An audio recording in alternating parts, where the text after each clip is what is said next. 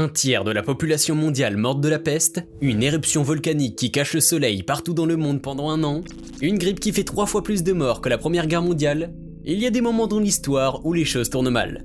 Dans cette vidéo, nous allons jeter un coup d'œil aux 3 pires années de l'humanité. Bonjour les tortues et bienvenue dans cette nouvelle vidéo de Top Tortue.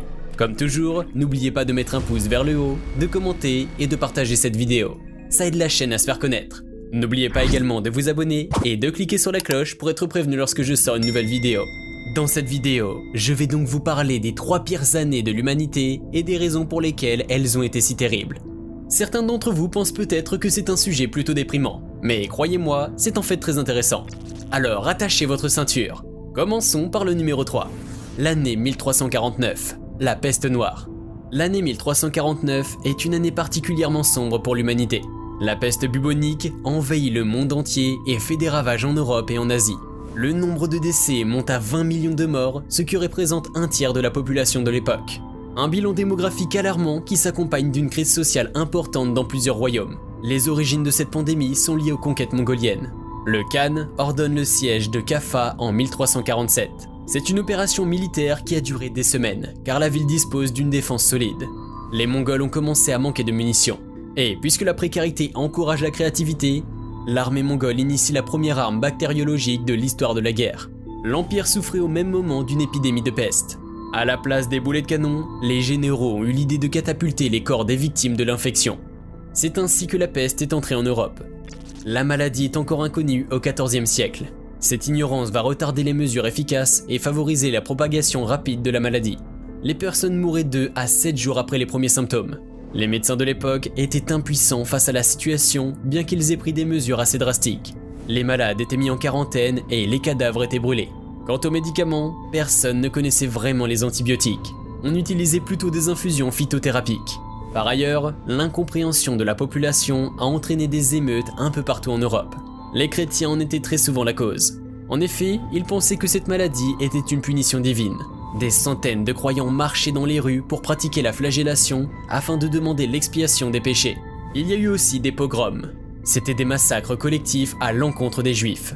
Les personnes croyaient que ces derniers avaient empoisonné l'eau des puits. Toutes les régions du monde sont en panique. Les villes mettent en place des techniques de défense sévères contre la maladie. Elles bloquent leurs frontières en positionnant des archers. Mais cette technique a ses inconvénients. Aucun échange commercial n'est possible. Les populations avaient alors le choix. Elles pouvaient soit mourir de la peste, soit mourir de faim. Il a fallu attendre l'année 1885 pour que la cause de la peste noire soit révélée de manière scientifique.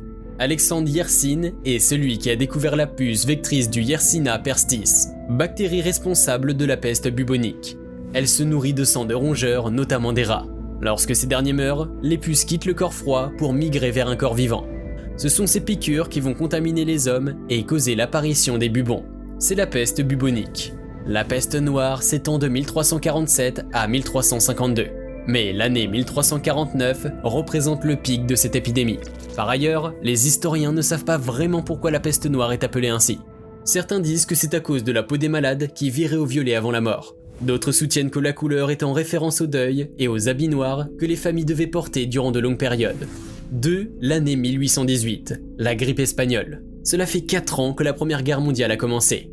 Les conflits entre les pays de l'Axe et ceux des Alliés continuent. Plusieurs civils meurent des conséquences des batailles. Les soldats périssent aussi sur les fronts.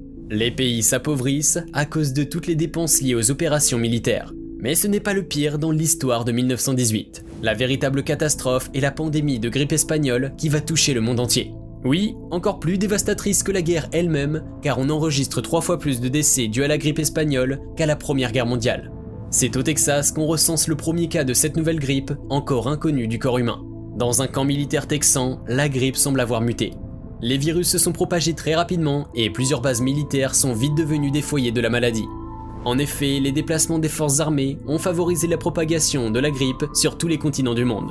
À l'époque, la grippe est considérée comme une maladie bénigne, d'autant plus que les symptômes n'étaient pas vraiment évidents. Ils étaient variables selon les cas et l'état de santé de la personne infectée. Fatigue, courbatures, maux de tête, etc. Cela a compliqué le diagnostic de la maladie. Lorsque le patient présentait tous les symptômes de la grippe espagnole, il était déjà trop tard. Mais la grippe était surtout négligée à cause du contexte de la guerre. Il était inconcevable pour les autorités des pays en conflit de révéler la vulnérabilité de leurs troupes. Ainsi, elle s'arrangeait pour masquer les décès, bien que des milliers de cas apparaissaient tous les jours dans l'armée. Seule l'Espagne, pays neutre, parlait de la grippe dans la presse publique. D'où l'appellation de la grippe espagnole. Cette mégarde, combinée à la situation politique et économique, n'était pas favorable à une prise en charge efficace de la pandémie. Les troupes étaient affaiblies par la fatigue et les carences alimentaires. Il en était de même pour les civils. Les précautions sanitaires de l'époque n'étaient pas encore ce qu'elles sont aujourd'hui, alors que la grippe était extrêmement virulente et les défenses immunitaires du corps humain n'étaient pas encore disposées à combattre ce type d'infection. Il a fallu attendre les années 30 pour que les scientifiques comprennent la pandémie de 1918. L'exhumation du corps d'un soldat a permis aux chercheurs américains d'observer la structure du virus. Les résultats ont révélé un virus de type H1N1, très coriace, non enregistré dans la génétique en 1918. Les défenses immunitaires ne pouvaient pas le reconnaître comme une menace. La grippe espagnole était ainsi le premier cas de grippe aviaire. On conclut que la proximité des soldats avec les animaux dans les contrées a favorisé leur contamination. L'aggravation de cette situation a entraîné un bilan de 50 millions de morts dans le monde entier. Les plus affaiblis par la pandémie seraient l'Inde, la Chine et l'Europe. 1. L'année 536, la pire année de l'histoire. L'année 536 est décrétée la pire année de toute l'histoire de l'humanité par le magazine Science. Ce classement se base sur les recherches du professeur McCormick, mais aussi de plusieurs archéologues et historiens qui se sont penchés sur cette période de l'histoire. Les recherches englobent des événements climatiques, politiques et démographiques. Elles dévoilent que, malgré les événements désastreux que nous affrontons à notre ère, cette époque du Moyen-Âge surpasse toutes les souffrances. La calamité la plus marquante de 536 reste une éruption volcanique qui a eu des conséquences terribles sur la quasi-totalité de l'hémisphère nord. L'éruption fut si violente qu'elle divise le monde scientifique. Certains pensent qu'il ne s'agit que d'un seul épisode d'explosion, équivalent à l'explosion de 2000 bombes nucléaires. Certains disent que 2 volcans sont entrés en éruption la même année. Les coupables présumés sont les volcans de San Salvador, au Nicaragua, et de Krakatoa, en Indonésie. Quoi qu'il en soit, l'éruption volcanique a provoqué un nuage de fumée qui a recouvert l'atmosphère dans le ciel de l'Europe, du Moyen-Orient et de l'Asie. Le soleil est devenu presque invisible pendant plus d'1 an. En effet, la poussière était tellement fine et légère qu'elle pouvait rester longtemps dans les airs. Même si elle se posait, un simple courant d'air pouvait la soulever à nouveau. Ni la lumière, ni la chaleur du soleil ne pouvaient transpercer ce brouillard épais. Un hiver nucléaire s'installe alors sur la quasi-totalité du globe. La température tombait à 1 degré Celsius environ. La neige tombait en plein été en Asie. On note aussi des débordements aquatiques dus à l'absence d'évaporation d'eau. Il est évident que ce climat n'était pas favorable pour l'agriculture. Sans lumière ni chaleur, aucune plantation n'était possible. Les troupeaux, eux aussi, souffraient du froid. Les bêtes n'arrivaient plus à se nourrir convenablement et migraient sans que les propriétaires ne puissent les retenir. Les poissons également ne supportaient pas le gel des eaux et mouraient par milliers. Une famine envahit alors la moitié du globe. Le comportement de l'homme face à une telle crise reste inchangé. La crise sociale n'est jamais loin. Dans plusieurs civilisations disparues aujourd'hui, les archéologues notent une hécatombe soudaine. Les résultats des fouilles indiquent une carence alimentaire importante sur l'ensemble de la population. Mais ils montrent de plus une insurrection contre les autorités, qui étaient incapables de gérer la situation précaire. Le même schéma se produit à Constantinople sous le règne justinien. Fragilisée par la famine et l'instabilité politique, la capitale est victime d'attaques récurrentes par les tribus voisines. Les ennemis, à la recherche de nourriture, assaillent et pillent la vie romaine. Pour essayer d'apaiser les attaquants, Justinien est contraint d'offrir de l'or à ses envahisseurs. Mais bien sûr, la richesse ne vaut plus rien à cette époque, où rien ne peut être vendu. Le nom de cet empereur, Justinien, vous dit peut-être quelque chose. Eh bien, c'est sûrement à cause de la peste justinienne. Oui, c'est aussi en 536 que cette pandémie a envahi tous les continents. Elle a été favorisée par le commerce de l'ivoire.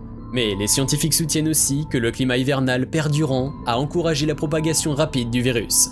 Toutes les villes portuaires étaient touchées en Europe, Asie, Afrique et même en Amérique. La maladie s'étend ensuite dans les Hautes-Terres. À Constantinople, on parle de 10 000 morts par jour. Les dernières statistiques rassemblées par les scientifiques du XXIe siècle déclarent 50 millions de morts dus à la peste justinienne. L'histoire de l'humanité est souvent désordonnée et imprévisible. De nombreux événements malheureux se produisent au fil des ans.